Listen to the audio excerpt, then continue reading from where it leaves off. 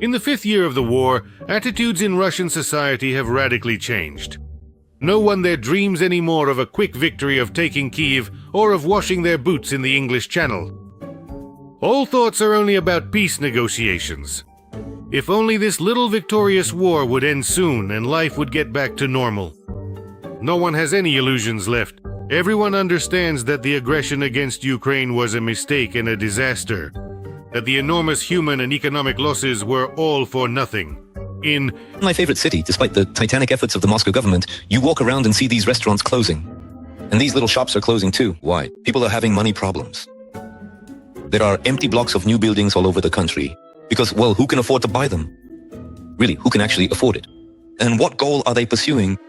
Ah, yes. The main thing is not to use smart words like stagflation, or if everything is going badly and we still can't deal with these stupid indicators, well, let's just call it technical. We don't have a recession, we have a technical recession. Most importantly, even the Kremlin realizes the need to get out of the war. The continuation of the meat grinder now poses a personal threat to Putin's power. That is precisely why, in recent months, Moscow has been showing a hysterical desire to reach an agreement with Ukraine and the West. At the latest negotiations in Geneva, Medinsky no longer threatened to seize 8 regions and didn't lecture about the Polovtsians, Pechenegs, or Peter the Great. At last, the Russian delegation has come down to earth and started real negotiations. The representative of Ukraine, General Budanov, confirmed that the negotiations are tough, but there is progress being made. Compared to the first meeting, many issues have already started to move forward. By the way, regarding the spirit of anchorage, Trump renewed U.S. sanctions on Russia over Ukraine for a year, while imposing a 132% tariff in the chamber. Yes. But all of this is no longer funny at all, not so charming anymore. At the same time, Moscow is literally begging the U.S. to influence Ukraine in order to speed up the negotiations. Kremlin representative Kirill Dmitriev has even openly started offering America a bribe. If an agreement can be reached, Russia is ready to give the U.S. access to its resources worth more than $12 trillion. The figure, of course, is fantastic, from a world of pink ponies and unicorns, but it's symbolic. In other words, Putin is ready to sell out Russia completely to the bourgeois and capitalists, just to end the war on more or less acceptable terms for himself. I view this with cautious optimism. Everything is moving forward. Is Medinsky giving historical lectures again? No, I don't have time for everything. This is the so-called historical crap that Putin is constantly discussing with the Americans. We need to end the war.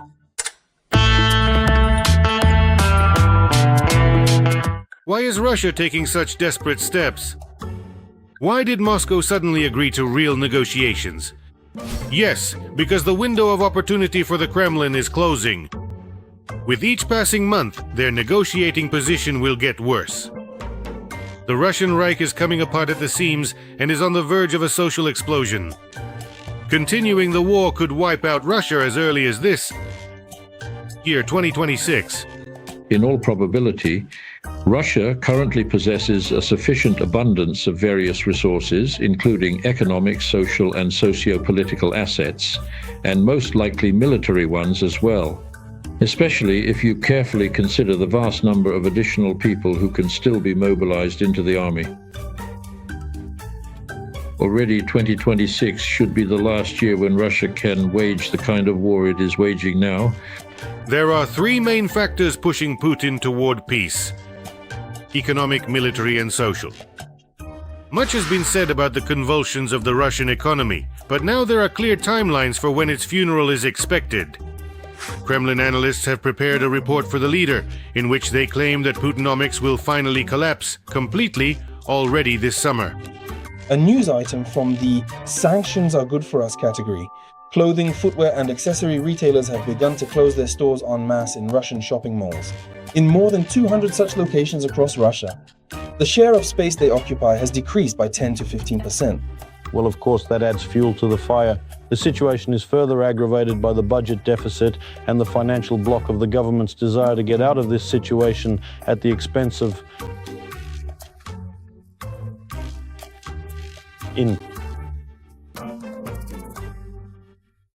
Early 2026, Russia's financial system suddenly collapsed.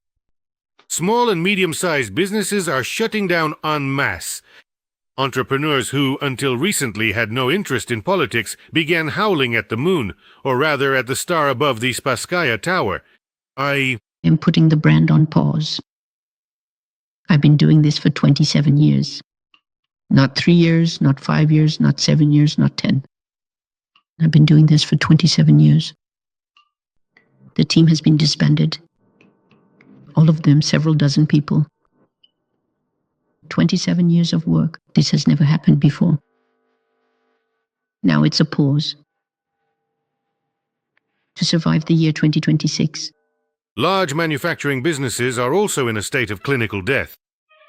The giants, yes. Recently, the budget donors announced incredible losses and started asking the government for help.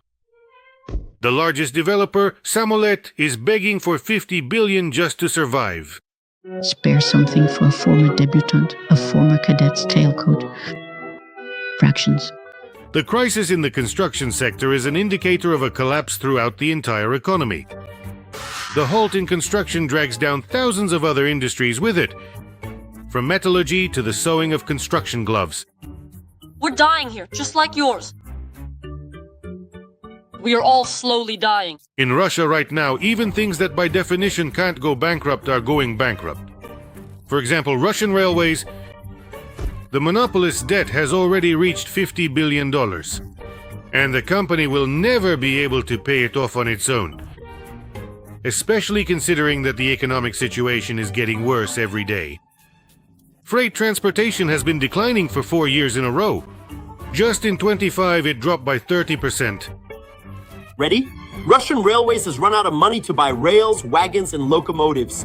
One could say the company is in a pre-bankruptcy state, considering the fact that it cannot fully meet standards and requirements simply due to a lack of funds. To save the rusty railways, the authorities are urgently raising transportation tariffs. And this is a fatal blow to other industries. Fortunately, or rather unfortunately, business is shutting down en masse in Russia. It's frightening. Behind every business closure, there is a tragedy. Someone started a business, thought they would develop it, and now it's shutting down, because that's it. Huge taxes, high loan rates, a drop in consumer demand. In 2025, 20% fewer legal entities were registered than in 2024, and closures turned out to be 26% higher than openings. There is a light at the end of the tunnel even for the oil industry. It has taken a double hit. Russian oil is rapidly losing value as its exports are falling even more quickly. Due to sanctions, more and more Chinese and Indian companies are refusing to buy Putin's black sludge. Insurance companies are refusing to insure the shadow tanker fleet because a real hunt for Russian rust buckets has begun worldwide. Sanctions pressure is being intensified by U.S. actions regarding our tankers' operations. Actions in Iran, actions in Venezuela, actions against Cuba. He is convinced that the United States of America is simply waging a campaign against us. De facto, it is a war, dangling this carrot in front of us so that we continue the conflict in the same way we are conducting it now. But the current war will not lead to decisive results. Of course, one of the main blows to the oil industry comes from direct Ukrainian sanctions. Just recently, the largest oil pumping station, Kalykina, was destroyed in Tatarstan. Oil from Western Siberia and the Volga region was delivered there, where it was prepared for export. This is a crucial hub for the Druzhba pipeline. In other words, the already declining oil business has taken another hit. In the volatile oil and gas sector, approximately 49% of all companies posted significant financial losses during the month of January. Well, practically half of the major companies operating in the oil and gas sector are currently generating substantial losses. That is precisely why the rate of bankruptcies among these oil and gas companies is happening very quickly and at an alarming pace. As a result of the decline in the oil industry, the hole in Russia's budget has grown to the size of the Krasnoyarsk region. And this is happening while war expenses are constantly increasing. The war costs Russia $170 billion a year, or 30% of the entire annual budget. Previously, Moscow covered these expenses with windfall profits from oil. But now that gravy train has come to an end, Already by 2025, the budget deficit has reached $72 billion. In 2026, it will be much worse. Even the regime's loyal lapdogs have finally admitted the obvious. A war of attrition. Russia is losing. And it turns out that Western sanctions are not helping at all. I am very concerned about what I can sense at my fingertips, what I call the provincialization of Russia. Provincialization in the global context. If literally until just yesterday Russia was one of the leaders in many areas, or at least aspired to be one of the leaders, then over the past 4 years, unfortunately, we have been rapidly degrading in this regard. Russia is spending more than it earns, which means it is speeding headlong into a dead end. Where did inflation come from? Why did it appear? Because of massive federal budget spending on the war. That's exactly why, you remember, this includes arms procurement, huge payments to the military, payments to contract soldiers just for signing a contract, then they receive monthly payments and so on. Enormous, enormous sums. We know that military spending has doubled. This is what caused the rise in prices, the cause of inflation. The second factor forcing Putin to enter negotiations is military failure. The Russian offensive has slowed down, and in the south, they have even started moving to more advantageous positions. The enemy is trying to cut off the wedge towards Zaporizhzhia on the shore of the former Kakhovka reservoir. Ukrainian forces have launched an offensive along a front about 20 kilometers wide.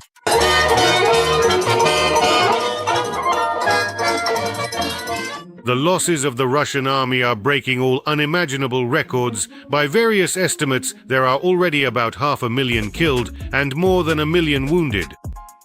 For the first time in recent months, the number of new recruits and contract soldiers does not cover the losses. At the front, what once seemed like Russia's endless resource, its manpower, is being ground down.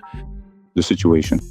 In addition to the points we have already discussed, it is also very important to consider that there are several other significant factors which play a crucial role in this situation. The intense and strategic nature of the combat sequences requires players to remain constantly vigilant and highly reactive to every single move. Losses. The Russian army is suffering from internal decay. In the 5th year of the war, it has turned into a huge gang of outcasts. Commanders treat soldiers worse than slaughter cattle. Torture, humiliation, mass resettings, and racketeering are rampant. I'm asking the military prosecutor's office about 1308, the unit. There are people there handcuffed, sitting for days. Who are they? What are they? Well, this shouldn't be happening, damn it. These are people. They only let out those with passports, and everything is for money. Well, fuck. Come check the exit. This isn't the first signal already. I'm asking you, people who have come out of there are writing to me.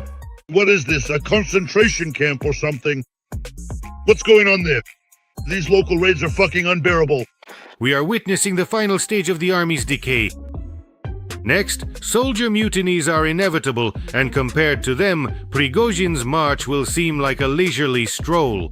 But I and my comrades, including those I fought with, we believe that at the highest level of power, there is a group of agents and spies, including those who surrendered Kherson region, Kherson, Kharkiv region, Izium, those who allowed the Ukrainian armed forces to enter Kursk region.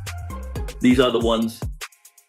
And I have said and will continue to say that there is a group of spies operating at the highest level of power. Putin clearly understands that he cannot rely on his own army in the long run. And the third factor, social discontent. Even the usually passive Russian people are starting to boil over. Because of high food prices and outrageous utility bills, because of the endless stream of coffins, and also because of new and ever-increasing restrictions and bans. A disgrace to Russia. Those Who have ruined Russia. What do you think? agree. What is Roskomnadzor? A whole group of ridiculous clowns who should be permanently banned. What is Roskomnadzor? A social explosion in Russia is closer than ever. Society no longer enjoys the war. It no longer craves greatness. It wants cheap cucumbers and access to Telegram. It's obvious that to continue the war, they need to tighten the screws even more, and that will inevitably lead to things falling apart. Forgive me for the times back in 2019 when I used to complain about my life. Everything was simple for me. Everything was simple for me, straightforward, uncomplicated. No one was dying. No one was dying from COVID. No one was dying in the war. Instagram worked, WhatsApp worked, Telegram worked. Everything was simple. What did I break? I just already... The age of technology, the 21st century. Make money. So many opportunities. Waking up in the morning and reading the news, where it's always about something being banned, restricted, slowed down, or some new rule being introduced. Every morning there's some new ban. Putin is going to negotiations, not because he wants to, but because he has no other choice. For now, he is still trying to bargain for a way to save face, but gradually the Kremlin's demands will shrink, and the aggressor will be forced to accept a just peace. Returning to the fair borders of 1991 is indisputable. This is not even a victory, it is a victory of justice. Ukraine's victory is the preservation of our independence, and the victory of justice for the whole world is to return all our lands.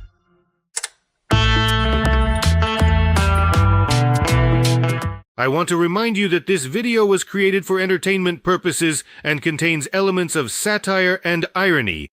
All facts and events are presented in a hyperbolized or exaggerated form to convey a comedic or dramatic effect. We do not aim to mislead, but simply focus on humor.